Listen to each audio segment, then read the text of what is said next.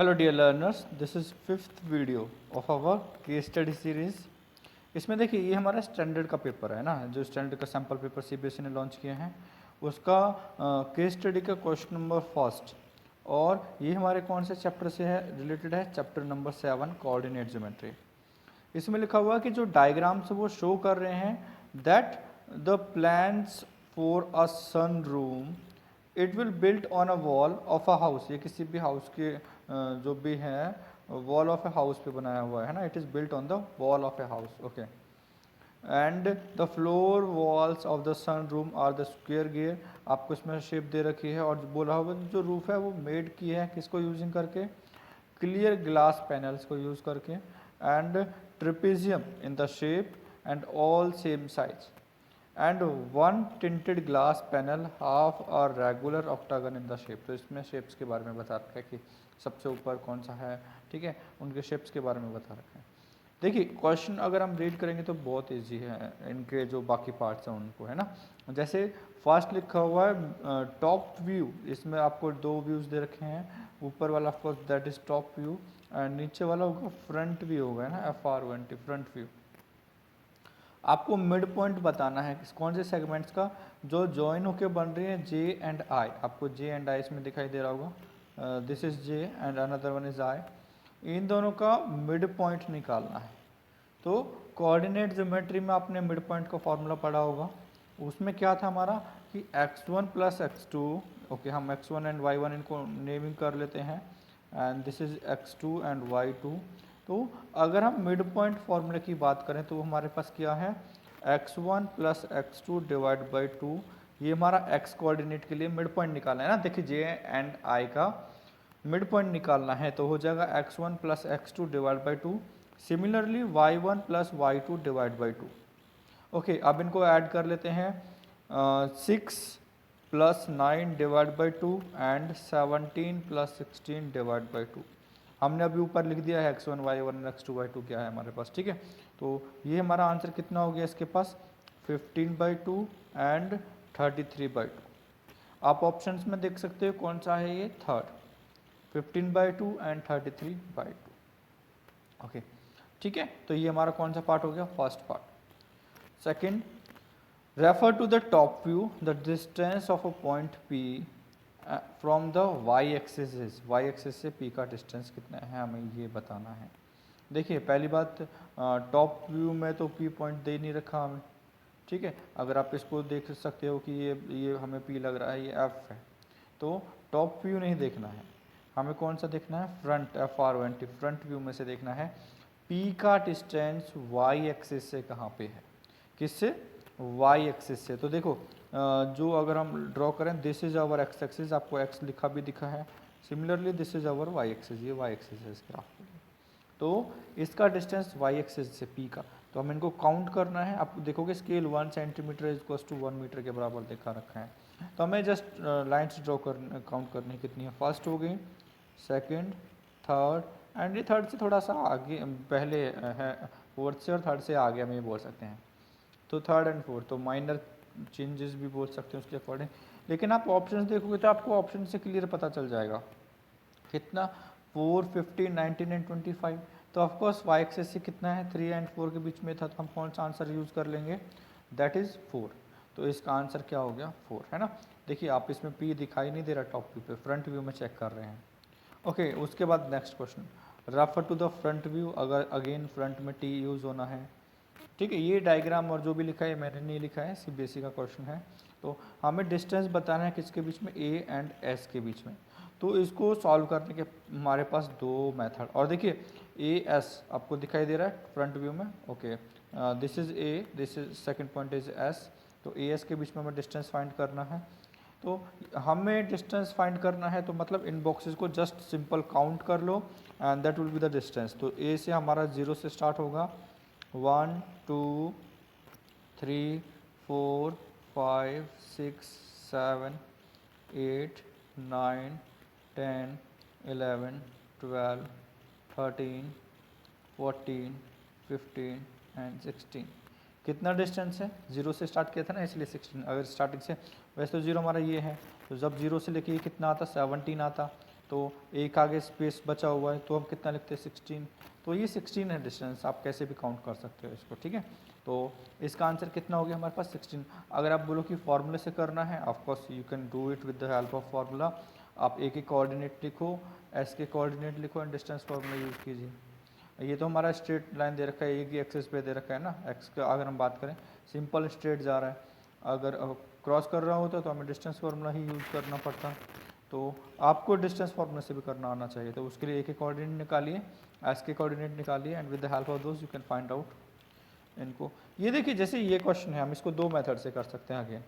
अभी जो हम बोल रहे थे कि डिस्टेंस फार्मूले से, उससे भी कर सकते हैं बिना कैलकुलेशन किए, और या फिर आपको ए एंड बी के कोऑर्डिनेट निकालिए और इंटरनली रेशियो में डिवाइड करना है 1:3। तो इसको सबसे पहले बिना फार्मूले के कैसे करेंगे, आपको ए के कोऑर्डिनेट्स, लेकिन कोऑर्डिनेट्स तो आपको निकालने पड़ेंगे। तो x axis and y axis की हेल्प से, अब देखिए आप सोच रहे होंगे कि कोऑर्डिनेट्स कैसे निकालना, तो इस वीडियो इस पार्ट में हम देख लेते हैं इनके कोऑर्डिनेट्स निकालने। तो दिस इज 0 1 2 3 4 5 6 7 8। वैसे तो हम पहले एक्स एक्सिस को लिखते हैं, तो अब हमने ये काउंट कर लिया तो वाई को लिख देते हैं, ठीक है। तो y कितना हो गया 8, एंड ये x वाला लिखते हैं अब 1, ये तो 1 पे हो गया, तो कितना हो गया 1,8 है ना। तो b के कोऑर्डिनेट्स कितने होंगे, थोड़ा सा और ऊपर जाएंगे तो 9 एंड 10। तो b का भी y हो गया 10, क्योंकि b हमारा ये पॉइंट है ना, ओके। एंड x कितना है 1 के बाद 2 3 4, ओके एक सेकेंड, ओके लिख लेते हैं दोबारा 1 2 3 4 एंड दिस इज 5 है ना, ये लाइन ऊपर जा रही है, तो 5,10। तो अब इसको अगेन दोनों मेथड से, वन इज़ द इंटरनली जो हमने फार्मूला किया उससे, सेकंड बिना फार्मूला के कैसे करेंगे, तो किस रेशियो में डिवाइड करना है 1 और 3। तो मीन्स अगर p पॉइंट इसके बीच में कोई भी p तो दे रखा है उन्होंने, कोई भी इस लाइन पे कोई भी पॉइंट आएगा, वो एक तरफ एक पार्ट होना चाहिए, एक तरफ 3 पार्ट होना चाहिए। तो मतलब टोटल पार्ट कितना हो गया 4। तो 1 और 5 के बीच में ऑफकोर्स यहाँ पे भी हमारे 4 पार्ट्स आ रहे हैं, तो एक पार्ट इधर जाएगा तो कितना हो जाएगा 2। तो हम कह सकते हैं तो x तो हो गया हमारे पास 2।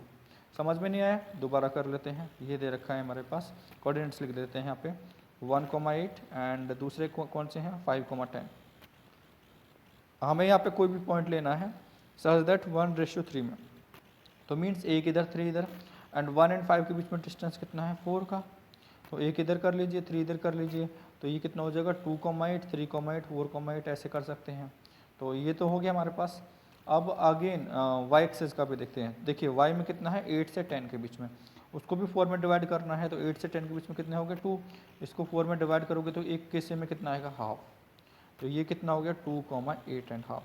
ये हो गया हमारा बिना फॉर्मूले के, विदाउट फार्मूला है ना, जो हमने उसमें 7 चैप्टर में देखा है। लेकिन आप बोलोगे कि अगर बाकी सारे क्वेश्चंस भी ऐसे हो जाएंगे क्या, हाँ क्वेश्चंस तो ऐसे हो जाएंगे, लेकिन अगर आपको फार्मूले से देखना है तो हम एक बार फार्मूले से भी कर लेते हैं इसको। कोऑर्डिनेट्स दोबारा लिख लेते हैं, coordinates were 1,8 and another coordinates are these are 5,10 5,10।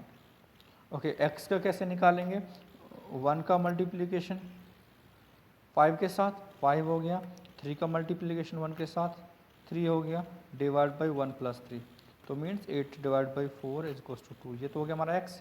Similarly हम y निकालते हैं, 1 का मल्टीप्लिकेशन 10 के साथ 10, 3 का मल्टीप्लिकेशन 8 के साथ 3 8 = 24। ये क्या है सेक्शन फार्मूला यूज़ कर रहे हैं। आपको अगर याद नहीं है तो एक बार सेक्शन फार्मूला चेक कर लेना। ये हम सेक्शन फार्मूला यूज़ कर रहे हैं, डिवाइड बाई 4। आप 2 से डिवाइड कर सकते हो, 2 2 एंड 17 डिवाइड बाई 2, एंड ये कितना हो जाएगा आपका 8.5 है ना, इतना पॉइंट में कन्वर्ट कर सकते हो। तो क्या हुआ 2,8.5। तो ये हमने फॉर्मूले की हेल्प से भी कर लिया, तो भी आंसर हमारे पास सेम रहने वाला है। ओके उसके बाद नेक्स्ट ई, इसमें तो आपको Q एंड S के कोऑर्डिनेट्स दे रखे हैं, आपको काउंट नहीं करने हैं ना। Q and S 9,8 and 17,8। Okay और आपको पूछा है कि एक्स वाई इनसे इक्विडिस्टेंस पे है, फ्रंट व्यू देखना है, तो आपको बताना है कि इनमें से कौन सा इक्वेशन इसको सेटिस्फाई कर रहा है।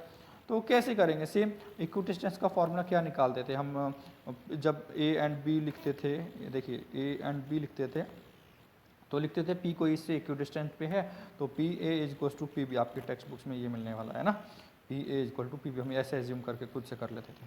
लेकिन इसमें तो आपको पॉइंट्स दे रखे तो हम इनको Q एंड S, तो Q and S again draw कर लेते हैं।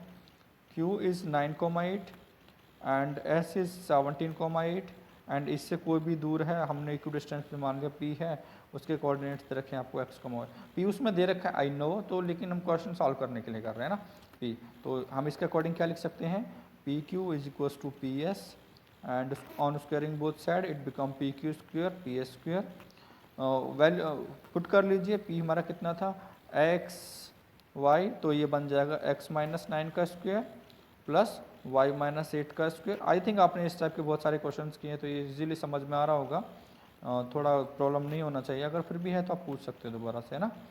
तो दोनों तरफ y माइनस 8 का स्क्वायर है, सेम में कंप्लीट कैंसिल आउट कर दिया, ये बन गया हमारे पास x का स्क्वायर प्लस 9 का स्क्वायर माइनस 2ab, तो 2 9 ज़ा 18x, similarly x square plus 17 square minus 34x, transpose x square से x स्क्वायर कैंसिल आउट हो गया, ट्रांसपोज कर लेते हैं, इट बिकम 18x माइनस में प्लस में 34x, similarly 17 square minus 9 square, calculation करने के बाद कितना हो जाएगा, it will be 16x and ये कितना हो जाएगा, A square minus B square को फॉर्मूला लगा लेते हैं, थोड़ा इजी हो जाएगा, a plus B into A minus B calculation. Otherwise आप दूसरे मेथड था जो आपके पास वो भी कर सकते हो ना, कौन सा दूसरा मेथड, ए का 17 का स्क्वायर 9 का स्क्वायर माइनस कीजिए फिर कैंसिल आउट कर लीजिए, ये कितना हो गया 26 इंटू एंड 8, तो x is equal to 26 into 8 divide by 16, 8 2 ज़ा 16 2 13 टाइम्स, तो x का वैल्यू कितना हुआ, x इज इक्वल टू 13, तो इक्वेशन बनाना है तो ये किस में कन्वर्ट हो जाएगा, x minus 13 is equal to 0, किस में हो जाएगा, x minus 13 is equal to 0, तो क्या ये मैच हो रहा है हमारे पास, yes x minus 13 is equal to 0, ठीक है, तो ई का आंसर कितना हो गया हमारे पास।